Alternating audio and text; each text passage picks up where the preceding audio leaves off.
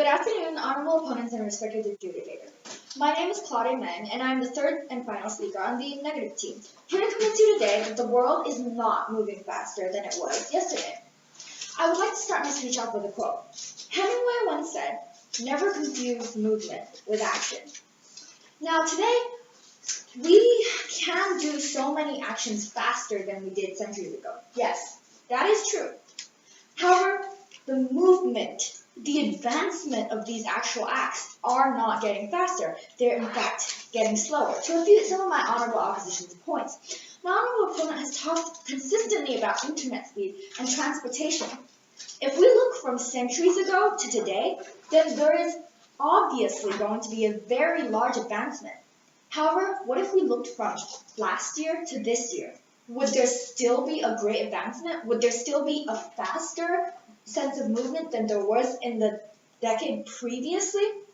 The answer is no, because we've gotten as a society to the point where we've advanced to the point where we're comfortable with where we are. With the internet speed has increased very much in the past century perhaps, but after this certain large time of advancement, it gets slower and slower and starts advancing and moving forwards in littler and littler increments, and therefore is in fact moving slower today than it was previously. The fact of the matter is, when something is so advanced, it's hard to advance it further and impossible to advance faster than advancement was before.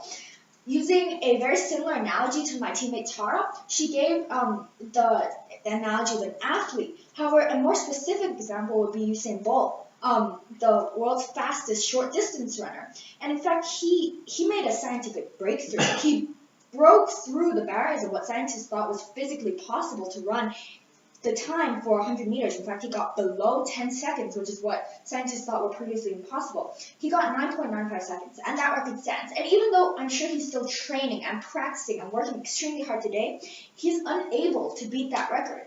Because after you've advanced so much, it's hard to advance even more. And as I already said, it's impossible to advance even faster.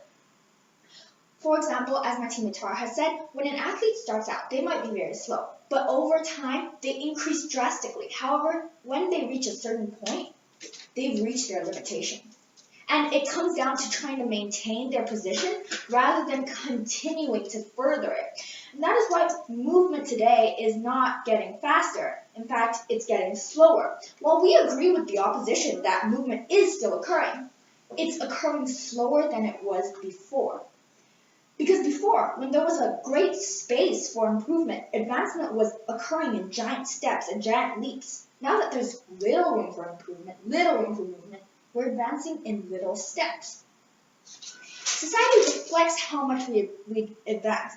And Johann Wolfgang, a German writer and politician, once said, "The man with insight enough to admit his limitations comes nearest to his perfection." While the honorable opponents are right when they talk about how technology and the internet have improved, they fail to show how they are still improving and at a faster rate than they were before. The fact of the matter is that movement and advancement has distinctly slowed and in certain areas even come to a stop because we've reached that area in society where we are comfortable with our position, where we have taken those giant leaps in advancement and where our movement is now slower than it was before. Thank you. Alam mo that?